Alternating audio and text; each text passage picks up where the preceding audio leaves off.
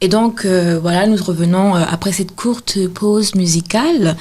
Et comme je m'étais arrêtée, j'avais dit, est-ce que les autres ont cette stratégie de mon plan A ne fonctionne pas parce que je suis... Donc, il faut que j'ai un plan A, B, C, D, E, F. Donc, ça, c'est une question à laquelle j'aimerais bien avoir une réponse. Pour les personnes qui ne sont pas concernées par une discrimination au niveau de leur couleur de peau. Bon, Fleur, pour continuer avec toi. Donc, une question qui me trottait dans la tête, c'était de savoir, quand tu es une femme qui travaille, tu as un job, tu as une situation, mais que tu te retrouves au tribunal parce que tu n'arrives pas à trouver un logement. Est-ce qu'il n'y a pas un sentiment de honte, bien d'humiliation, de te dire que voilà un pays dans lequel tu as grandi toute ta vie, tu n'as pas immigré, ce sont tes parents qui ont immigré pour toi, donc tu es né ici, tu as connu cet environnement, c'est chez toi, mais voilà que tu te retrouves presque jeté à la rue. Qu'est-ce qu'on ressent à ce moment-là? Oui, l'humiliation, clairement. Ça, c'est sûr. C'était ce risque de se sentir presque jeté à la rue, ça, vraiment, c'est ce que j'ai ressenti. Et je trouvais ça honteux que ça soit, oui. Mais on va dire que il y a aussi des Blancs qui sont jetés dehors et où ils sont dehors aussi. Donc, c'est pas que j'en voulais à la Belgique ou à la justice. C'est que ils faisaient leur... allez, pour eux, ils faisaient leur travail. Le fait de, pour eux, il y a quelqu'un qui l'a acheté l'appartement et au lieu, moi je trouve qu'ils auraient pu quand même trouver aussi d'autres solutions. Par exemple, voilà, voyant la situation, on peut vous mettre quelque part temporairement aussi, ou bien vous aider à chercher. Voilà, est-ce que vous avez cherché, allez, ou bien quelqu'un qui m'assiste dans ma recherche, tu vois, qui soit une aussi, association, c'est ça? Voilà, ou bien qui soit peut-être aussi avec la justice ou quoi, pour démontrer que oui, j'étais en train de chercher aussi. Donc, mais bon, ça n'existait pas à l'époque. Mais est-ce que... parce que tu dis que parce qu'on va revenir un peu, juste un tout petit peu. Tu as dit que la justice a donné gain de cause à ton propriétaire parce qu'il avait agrandi l'appartement, etc. Mais est-ce qu'ils n'ont pas vu que dans ta recherche, je sais pas, il y avait... vu que ton dossier était bon, est-ce qu'ils t'ont dit que ton dossier n'est pas bon? Et qu'il faut que tu améliores ton dossier? Ou bien ils ont vu que ton dossier était bon et que, bref, peut-être que c'était manque de bol tout simplement? Non, qu'est-ce que la justice a dit par rapport à ça? Pour eux, c'était clairement, madame... les 3 mois sont passés. Ah, c'était sur ça qu'ils se sont limités. Ah oui, ils se sont limités qu'à ça. Et on vous donne un délai de autant. Sinon, c'est nous-mêmes qu'on va vous mettre dehors. C'était tout. Point final. Ça n'a même pas duré. Point final. Après, point d'exclamation et next. Voilà. Bon. Heureusement pour toi, la fin de l'histoire se termine bien. Donc, tu finis par trouver un appartement. Dis-moi comment ça s'est passé. Donc, en fait, c'était ma maman qui était en train de déposer ma fille à la crèche. Et dans la rue de la crèche, elle a vu qu'il y avait une affiche. Et elle a fait une photo, elle me l'a envoyée. Et j'ai téléphoné. Et j'étais la première à... Donc, la personne m'a dit que... donc, la propriétaire, en soi, m'a dit... je viens juste de mettre l'affiche. Je vous donne ma parole, vous allez être la première à aller venir la visiter. Et ensuite, et c'est ça qui s'est passé. J'ai été la première à venir visiter. Je lui ai donné mes fiches de paye. J'ai été là-bas sans mentir, sans rien lui cacher. Et elle a plutôt bien senti et elle a accepté directement le jour même aussi de l'appartement est à vous. Ok. Donc tu étais soulagée? Ah oui. Soulagée. Et la propriétaire, elle était de quelle race? Elle était blanche, belge. Oui. Donc en amont, tu disais que tu avais fait un commentaire qui, toi, t'a un peu éclairci sur le pourquoi peut-être elle t'avait accepté aussi facilement. Qu'est-ce que tu disais? Donc, à la fin des 3 ans, donc vraiment à la fin du bail, quand je lui ai remis les clés, elle m'a remis des petits cadeaux, etc. Et tout. Elle m'a dit que j'avais bien pris soin de l'appartement. Et elle m'a dit qu'elle n'avait rien contre les Africains, parce qu'elle en a aussi dans sa famille. Donc, donc, elle donnait la chance à aller. De façon égale à tout le monde. Voilà, c'est ça. Ok. Et donc, toi, je t'ai dit que ça a été ma chance de la rencontrer, une femme sans a priori. Exactement. Voilà, qui m'a pris sur le dossier. Et le fait aussi qu'elle soit une femme, je disais que peut-être c'est aussi le fait que, comme tu étais maman... Oui, je pense aussi que ça a beaucoup pesé le fait qu'elle soit une femme. Ouais. Voilà, pour mieux comprendre le fait que, être une femme qui cherche un appartement, ça ne doit pas être facile non Mère plus. célibataire, en fait. Oui. Ouais. Donc, oui, je pense que ça a beaucoup aidé. Ouais. Et donc, on disait que tu étais assez passive face aux agressions que tu subissais, parce que tu n'aimes pas la confrontation. Tu étais un peu résignée, disons ça comme ça. Moi, c'est comme ça que moi j'analyse. Je ne sais pas si tu es d'accord avec mon analyse, parce que quand tu me racontais, je me disais, de l'enfance jusqu'à la vie adulte, tu dis non, je passe dessus, il faut montrer la joue droite ou gauche, oui. Non, mais c'est bien de respecter ce que Jésus dit, c'est bien, c'est important. Et il n'y avait pas, à aucun moment, je ne sentais une sorte de révolte ou bien...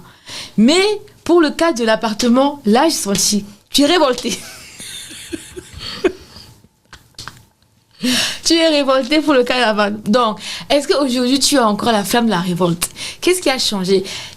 Est-ce qu'il y a une différence entre l'avant Flore, la passive, qui a accepté sa situation, ou bien il y a maintenant une nouvelle Flore, qui n'est pas violente ou sauvage, quoi que ce soit, non, mais qui maintenant sait se faire respecter et sait pointer du doigt les injustices qu'elle vit? Oui, je pense que oui, je sais faire la part des choses quand je vois que oui, là, ce n'est pas censé être c'est injuste. Je sais faire la part des choses, donc je sais reconnaître que quelque chose, si c'est ma propre responsabilité, ok, certes, c'est moi qui dois m'améliorer, mais je sais aussi reconnaître quand quelque chose est injuste, oui. Mais est-ce que tu sais le dire? Parce qu'avant, tu reconnaissais, mais tu laissais passer. Est-ce qu'aujourd'hui, tu es plus vocale? Est-ce que tu dénonces un peu plus? Oui, je suis jusqu'avant. Je suis vocale, mais toujours dans la paix. Toujours dans la paix. Mais il y a quand même le plus vocal qui est venu. Donc, et côté immobilier, donc, l'expérience t'a marqué au point où tu as eu un projet. Donc, c'est quoi le projet? Donc, quand j'ai signé mon contrat de bail, je me suis dit, je peux pas rester comme ça dans le fait d'avoir peur qu'on me mette encore dehors, qu'un propriétaire, que je dois encore être sur est-ce que le propriétaire va vendre, est-ce que le propriétaire, de comment va se sentir le propriétaire pour que je reste dans l'appartement. Donc, j'ai décidé que moi-même, j'allais acheter. Et donc, c'est comme ça que j'arrive au fond du logement. Et j'étais assis en train de parler avec la personne qui calcule la capacité d'emprunt. Et c'est comme ça que ça commence. Hein. C'est comme ça que ça commence. Il faut aller savoir combien on peut nous prêter pour pouvoir acheter. Et souvent, même, des gens ne franchissent pas cette première étape. Et donc, après? Donc, derrière, dans le bureau du fonds du logement, derrière, il y avait une affiche comme celle-là. Il y avait une affiche qui disait que il y aurait une session d'information pour apprendre aux gens à acheter. Et c'était le soir même. Donc, la date...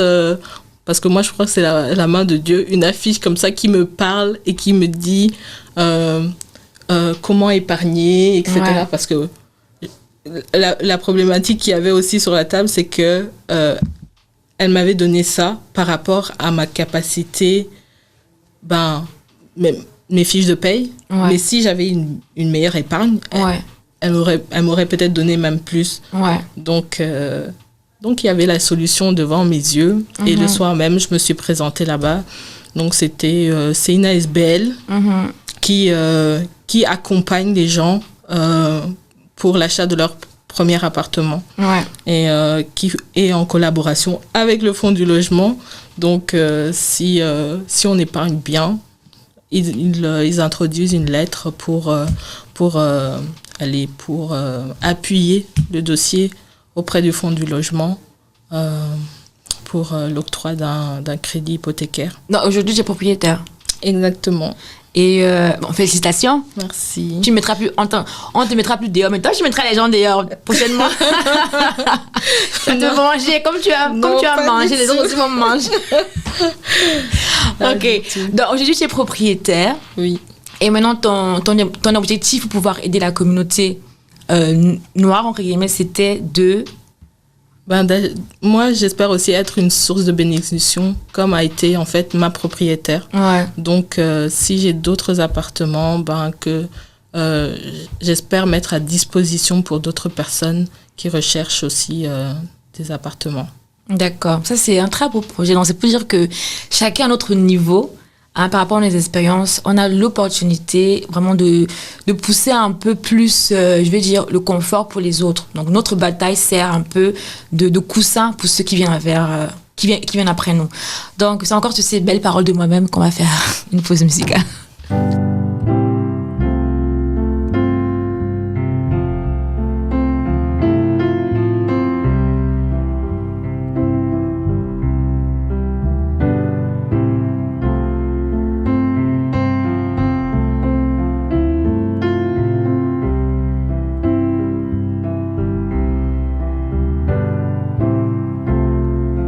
I don't believe in an interventionist God.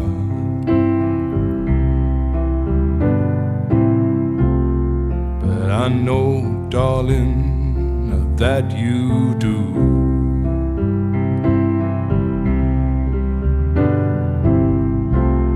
But if I did, I would kneel down and ask him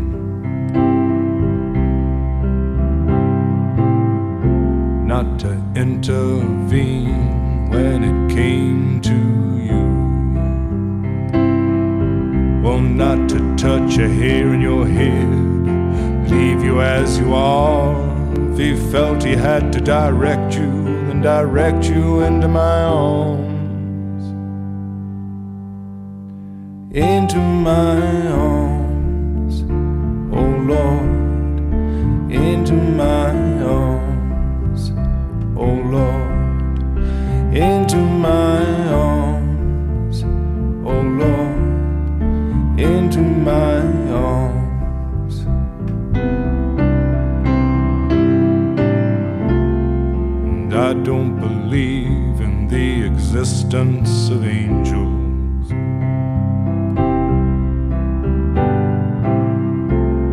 But looking at you, I wonder if that's true.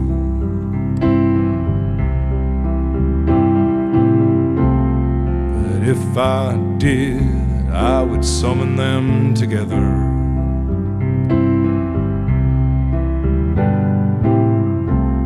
and ask them to watch over you. Well, to each burn a candle for you, to make bright and clear your path, and to walk like Christ in grace and love and guide you into my arms. Into my arms, oh Lord, into my arms, oh Lord, into my arms, oh Lord, into my arms.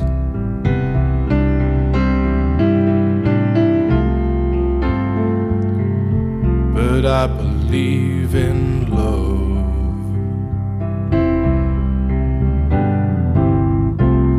and I know that you do too.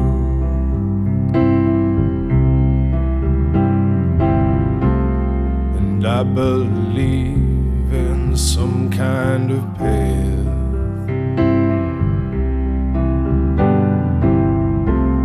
Though we can walk down, me and you. So keep your candles burning, make a journey bright and pure, that you'll keep returning always and evermore. Into my arms, oh Lord, into my arms, oh Lord, into my arms, oh Lord, into my arms. Eh bien, nous voilà revenus après cette courte pause musicale. Je suis toujours avec Flore qui nous raconte sa galère de la recherche d'appartements. Donc, Flore, je voulais revenir sur ce que tu avais dit en amont. Donc, qui était que du côté des quartiers noirs, tu vois qu'il y avait beaucoup de demandeurs d'appartements. Donc, est-ce que ces personnes étaient en majorité noires ou bien c'était toutes les tranches, toutes les catégories de race?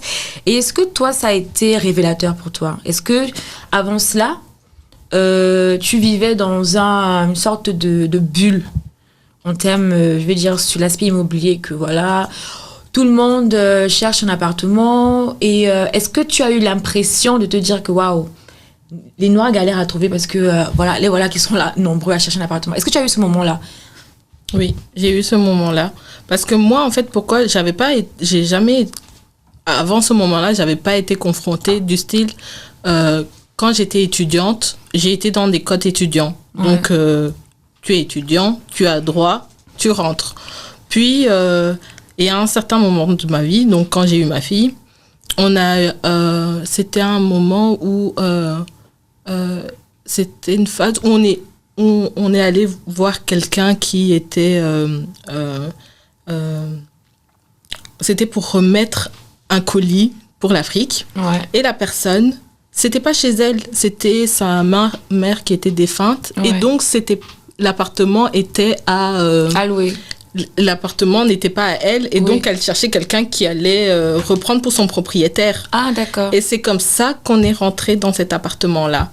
Donc, c'était une recommandation. Mm-hmm. Donc, on n'a pas été chercher dans le monde, on va dire, dans le marché. Et c'est quand j'ai été confrontée à aller chercher et que j'ai vu qu'on était 20 pour un appartement, je me suis dit, mais est-ce que chaque fois, ce sera comme ça? Est-ce qu'il n'y avait que des Noirs et des Africains, des Arabes. Des Arabes. Mm-hmm. Je me suis dit, mais est-ce que dans d'autres communes, c'est la même chose? Puis c'est comme ça aussi que j'ai essayé de voir d'autres communes pour voir si c'était confronté, si j'allais avoir la même problématique ou quoi. Et oui, j'ai vu vraiment un seuil de différence au niveau de certaines communes. Même quand on veut acheter un appartement, hein, il y a des communes où l'appartement coûte moins cher parce que c'est une commune où il y a plus d'Africains et plus de... Et les communes qui sont... avec un autre où le tarif est plus élevé, etc. et tout. Et c'est aussi les communes les plus propres. Il y a tout qui va avec. Donc... Mais ça fait quoi? Mais ça te fait quoi de te dire que un adjectif qui colle à ta peau n'est pas forcément synonyme de luxe ou bien de qualité quand il s'agit de communes? Parce que moi, ça me ferait... En fait, contrairement à toi, moi, j'ai grandi en Afrique, donc... et il n'y avait pas cette démarcation par rapport à la race de se dire « Ah là, c'est un beau quartier parce qu'il y a... » Tu vois ce que je veux dire? Parce que le pays est occupé par, majoritairement parlant, de personnes noires. Donc, dans les beaux quartiers, tu vas voir les Noirs. Dans les mauvais quartiers, tu vas voir aussi les Noirs. Donc, il n'y avait pas cette démarcation raciale. Mais ici, c'est vrai que quand on dit quartier de Noirs, tu entends forcément que c'est de la merde. Pour le pas être grossière, mais c'est ça, en fait. Et quel est le rapport? Parce que puisque toi, tu as été chouchouté pour avoir un appartement. Bon, pas chouchouté, mais tu comprends ce que je veux dire. Ça a été une belle croisière pour toi, qui était dans le côté étudiant où c'était facile d'avoir un appartement. Quand tu te maries, tu as un appartement, tu vivais bien. Mais là, tu as vraiment été jeté, on va dire, à la cage aux fauves. Là, tu as vu... Est-ce que ça a eu un choc pour te dire que... Donc, il faut vivre avec les noirs, il faut que ce soit sale. Oui, et j'ai trouvé ça... c'était... Pourquoi on mérite que ça, hein? Non, Est-ce qu'on mérite ça? Mais dis donc, c'est ça qui nous est imposé. Non, il faut s'indigner parce que là, c'est pour ça que je suis clairement avec le message aussi du pasteur du PP qui dit qu'il faut chercher l'excellence. Ouais. Et même chercher l'excellence, vouloir des beaux appartements. C'est comme moi, quand les appartements que je mettrais en location, ouais. je veux pas qu'il y ait d'humidité. Je veux pas qu'il y ait tout ce qu'on peut penser dans un appartement. Ce sera pas en sous-sol, ce sera pas en truc. Je ferais que ça soit vraiment digne. En fait, digne, oui. Simplement digne. Exactement. Ouais. Qu'on se demande pas qui est même derrière. Ouais. Que ce soit digne, en tout cas, que ce soit au moins le minimum requis. C'est ça. Ouais. Ça, c'est un très, très, très, très beau projet. Et donc, peut-être ça fera office de ma dernière question, on ne sait jamais. Mais donc, tu as vécu cela. C'est un événement qui t'a appris, ça t'a marqué. Selon toi, si tu étais chef d'État ou bien si tu avais le pouvoir de changer les choses, quel est le peut-être pas la consigne, mais qu'est-ce que tu mettrais en place pour que ce que tu as vu et ce que tu as vécu, que les autres ne le vivent pas?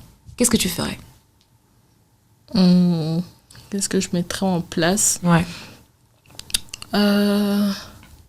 Donc, déjà, j'ai vu qu'il y avait un sérieux... il y a un problème donc, au niveau des logements. Donc, trouver quelque chose, parce qu'il y a le problème du fait qu'il y a il y a des logements vides aussi. Donc, il y a des logements vides en super bon état et le fait qu'il y a aussi beaucoup de gens qui cherchent des appartements et qui sont prêts à prendre n'importe quoi pour être... Donc, j'essaierai de trouver une solution pour... même payante, même pour... les gens, je pense qu'ils sont... ils sont prêts à tout pour avoir un toit sur leur tête.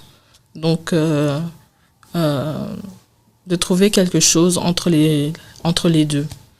C'est-à-dire, c'est-à-dire quoi? Qu'il y ait moins de logements vides. Voilà. Et moins de personnes qui payent pour des logements médiocres. Voilà, c'est ça. Mais comment tu ferais ça? Parce que là, il faut que je donne une solution concrète. Si tu es un chef d'État, voilà un problème de logement. Voilà. Tu as vu que beaucoup de personnes, notamment les minorités, sont en galère de logement. Tu dis qu'il y a des logements vides. Qu'est-ce que toi, tu fais? Tu es chef d'État. Qu'est-ce que tu fais? Si j'étais chef d'État, que je peux faire des lois et que c'est... Bon. Comme quelle loi? C'est ça. Là, il faut que tu donnes un truc concret. Oui, les appartements vides, je ferai en sorte qu'ils soient en état pour accueillir et être à disposition aussi pour des personnes qui cherchent des appartements. Et si les personnes n'ont pas de quoi payer... Déjà, pourquoi les appartements sont vides? Ça, je ne savais pas ça. Les appartements vides, c'est quoi? Ce sont des deuxièmes résidences? C'est ou bien les personnes ne veulent pas simplement louer? Je ne sais pas. Non, il y a des appartements qui sont... Il y a certes des bureaux vides, mais il y a aussi des appartements vides parce que, voilà, où il y a plusieurs raisons, mais il y a des propriétaires qui ne mettent pas en location ou d'autres raisons qui fait qu'il y a des appartements. Et c'est pour ça aussi qu'il y a des histoires de squat, etc. et tout. Mais toi aussi, tu seras propriétaire. Donc ça veut dire que si tu ne veux pas louer ton appartement, est-ce que tu serais d'accord que l'État vienne te forcer à louer ton appartement? Non, je ne pense pas. Non, mais il sera toujours en location, mon appartement. Non, je ne sais pas. Est-ce que forcer les personnes qui ont un appartement qui ne veulent pas louer, est-ce que ce serait ça la bonne idée? Parce que moi, je voyais plutôt... Non, peut-être moyennant quelque chose. Donc, que en fait, il y a un win-win entre les propriétaires et que tout le monde soit gagnant. Les personnes qui cherchent, l'État et les propriétaires. Et qu'à ce moment-là, il faut que ce soit l'État qui soit garant. Oui. Donc, s'il y a un problème, le propriétaire se plaint à l'État et l'État doit le compenser. Ce serait, moi, je trouve que ce serait une bonne idée, ça. Ok. On va noter. C'est ton idée et c'est ta contribution. Donc, je ne sais pas où tu en es actuellement encore par rapport à ton entreprise de vouloir avoir plus d'appartements, mais je te souhaite beaucoup de courage et bonne continuation parce que ça va aider justement beaucoup de personnes des minorités. Et je voulais te remercier d'avoir été de cet échange qui a certainement édifié beaucoup d'autres personnes qui vivent ce parcours du combattant légal et identitaire. Ça, je l'ai déjà dit. Voilà, donc c'est un peu plus difficile pour nous pour chercher un appartement. Mais bon, ce n'est pas impossible. Peut-être il faut travailler 2 fois plus pour avoir la moitié de ce qu'une personne dite normale aura. Mais bon, mais c'est pas impossible. C'est difficile, mais c'est pas impossible. Donc, merci à toi pour ta disponibilité, Flore. J'espère que tu as aussi aimé cet échange. Oui, c'était super. Merci beaucoup. Voilà, donc on se prend pour un autre épisode, mes galériens et mes galériennes. En attendant,